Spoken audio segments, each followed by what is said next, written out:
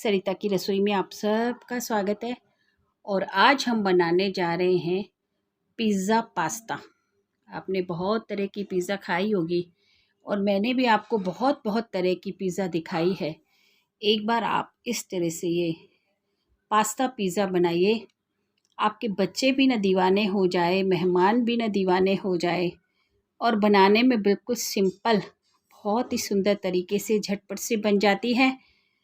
कुछ दिन पहले जब हम घूमने गए थे, वहाँ पर हमने ये पिज़्ज़ा पास्ता खाया था, जो कि बहुत ही अच्छा लगा। तो मैं चाहती हूँ आप लोग भी देखें।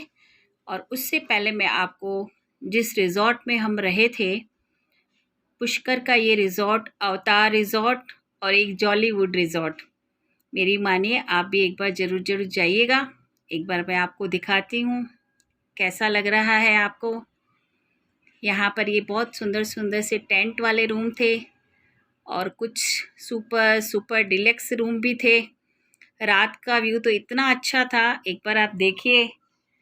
बड़ी ठंडी हवा चल रही थी और ये धीमी सी लाइटें, हल्का सा म्यूज़िक चल रहा था। हमें तो बहुत मज़ा आया। ये रिज़ॉर्ट में किस तरह से दिन का टाइम और रात का टाइम, और हम पूरी फैमिली के साथ गए थे। हम 3 देवरानियाँ हैं और हमारा बड़ा ही बहनों की तरह प्यार। हमने वहाँ पर बहुत ज़्यादा इतना एंजॉय किया, ऐसा लगा कि जैसे हमें हमारा बचपन याद आ गया। देखो कितने हमने मज़े किए हैं, कितना अच्छा लग रहा है, वो बचपन की यादें आ रही है। भले उम्र जितनी भी हो, दिल तो जवान होना चाहिए और दिल बच्चा ही होना चाहिए। हमने बच्चों की तरह झूले भी बहुत सारे खाए। ये मेरी प्यारी सी पोती आप देख रहे हैं, इसको तो मैंने आपको बहुत बार मिलवाया है। इसने भी वहाँ पर बहुत सारा एंजॉय किया। छोटे बर्ड्स देखे इसने, उनको देख के बहुत खुश हो रही थी, क्योंकि जब से ये समझदार हुई है तब से लेके इसको समझ हुई है कि ये कौन सा बर्ड है, सबको पहचानने लगी। चलिए अब तैयारी भी कर लेते हैं। पिज़्ज़ा जो हम बना रहे हैं, सबसे पहले हम क्या करते हैं, एक भगोने के अंदर 2 ग्लास पानी के डाल देते हैं। 1 गिलास मैंने पहले डाल दिया है और 1 गिलास अभी मैंने डाल दिया है। और इसके अंदर मैंने 1 बोल भर के और इसके अंदर मैंने पास्ता डाल दिए हैं। और इसके अंदर मैं लगभग आधा चम्मच के करीब नमक डाल रही हूँ। और नमक के साथ ही आधा चम्मच ही मैं इसके अंदर थोड़ा सा आधा चम्मच ऑयल डाल देती हूँ। और अब हम इस बर्तन को गैस पे रख लेते हैं और अच्छे से इनको उबाल देते हैं। एक स्ट्रेनर रख दिया है और ये जो हमने पास्ता बॉईल किए, इनको मैं इसके अंदर निकाल लेती हूँ। हमने इसके अंदर थोड़ा सा नमक डाला था, थोड़ा सा ऑयल डाला था, इसीलिए एकदम से ये आप देख रहे हैं खुले से हुए हैं। और अगर आप मैगी बनाते हैं, नूडल्स बनाते हैं, तो उसके लिए भी बॉईल करने का तरीका यही है, नहीं तो ये सब आपस में चिपक जाएंगे। तो हम 2 मिनट इसको थोड़ा सा ठंडा कर लेते हैं। पास्ता है, हम क्या करेंगे, इस तरह से एक बड़ी सी जो ये टूथपिक सी आती हैं, जो कई बार हम इसमें पनीर टिक्का बनाते हैं और इस तरह से चिली पनीर भी बनाते हैं, तो ये हम इस स्टिक के अंदर जितने आते हैं उस हिसाब से अपन डाल देते हैं। और अगर आप यहाँ चाहें तो आप बड़ी स्टिक भी ले सकते हैं। मेरे पास ये मीडियम साइज़ की ही है, तो मैं ये इसके अंदर पिरो देती हूँ। अभी हमने अपनी सारी स्टिक्स भर दी है और अब हम क्या करेंगे, आप चाहें तो एक ब्रश ले लें और आप चाहें तो इस तरह से ये जो शेजवान सॉस है, आप चाहें तो शेजवान सॉस आपके पास नहीं है तो आप यहाँ पर पिज़्ज़ा सॉस भी लगा सकते हैं।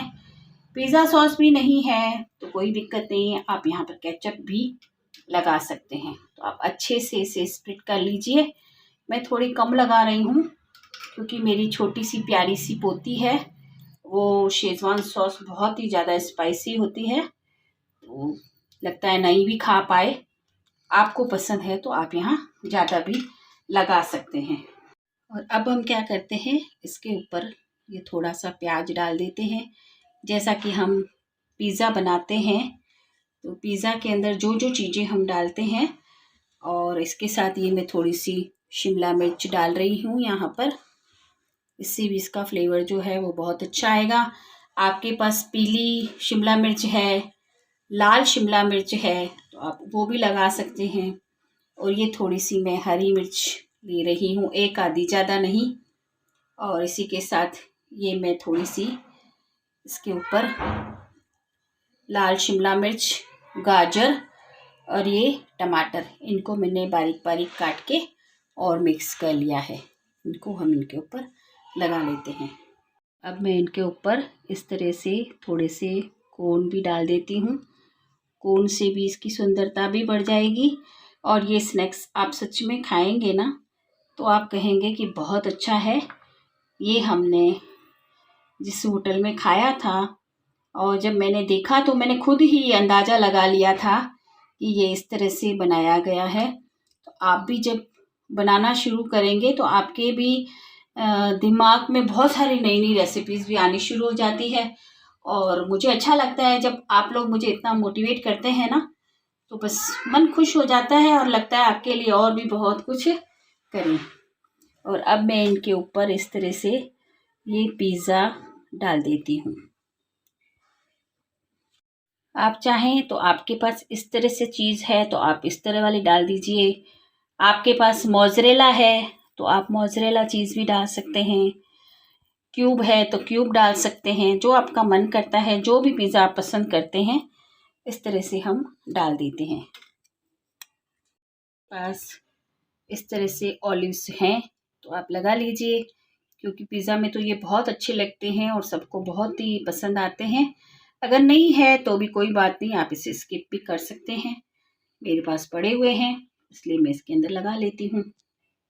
ये थे थोड़े से मेरे पास मिक्स हर्ब्स पड़े हुए हैं तो मैं यहाँ पे लगा रही हूँ। अगर आपके पास पिज़्ज़ा सिजलिंग है तो आप वो भी लगा सकते हैं, और अगर नहीं है तो भी कोई दिक्कत नहीं है, आप स्किप कर सकते हैं। और सबसे लास्ट में मैं इसके ऊपर इस तरह से थोड़ी सी चिली फ्लेक्स लगा रही हूँ, ताकि इसकी सुंदरता और इसका जो टेस्ट है वो बहुत अच्छा आने वाला है।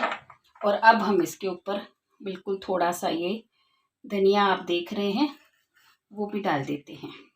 बहुत ज़्यादा अति सब्जियां भी हमको नहीं डालनी है कि एकदम से कचरा टाइप हो जाए, बस ये इनफ है। अब ये हमारा पास्ता पिज़्ज़ा रेडी है। और अब दूसरी तरफ हम क्या करते हैं, अपना एक नॉन स्टिक तवा रख लेते हैं।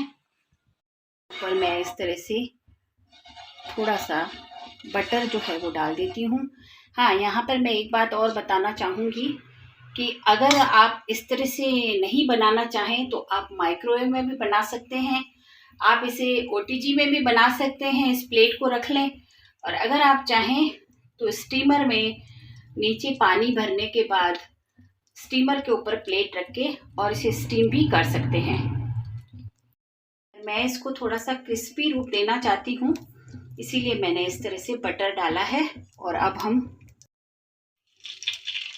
ये इस तरह हम अपनी सारी स्टिक्स जो है रख लेते हैं। वाव, मुझे तो अभी ही देख करके मन कर रहा है खाने को। क्या आपका भी मन कर रहा है क्या अभी खाने को?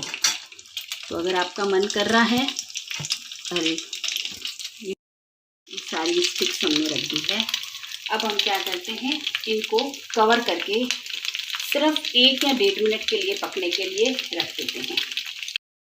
होते हुए 2 मिनट हो गए हैं, हम ये हटा लेते हैं।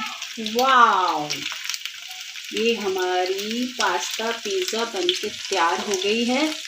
और चलिए अब हम इसे सर्व कर लेते हैं। तो हमने वहाँ पर हम पूरी फैमिली के साथ गए, हमने बहुत बहुत ज़्यादा एंजॉय भी किया। जिस रिज़ॉर्ट में हम रुके थे वो रिज़ॉर्ट भी बहुत बहुत ज़्यादा अच्छा था, बहुत मज़ा किया। और वहीं उस रेस्टोरेंट में ही हमने इस तरह से ये पास्ता पिज़्ज़ा खाई थी। देखते ही मैं समझ गई कि ये किस तरह से बनाई गई है। हम सबको बिल्कुल न्यू लगी और बहुत ज़्यादा हमने पसंद की। तो मेरा मन किया कि मैं आपको भी वो पिज़्ज़ा इस तरह से पास्ता की बन करके दिखाऊं और आपको खिलाऊं, और हमने कैसे कैसे एंजॉय किया वो भी मैं आप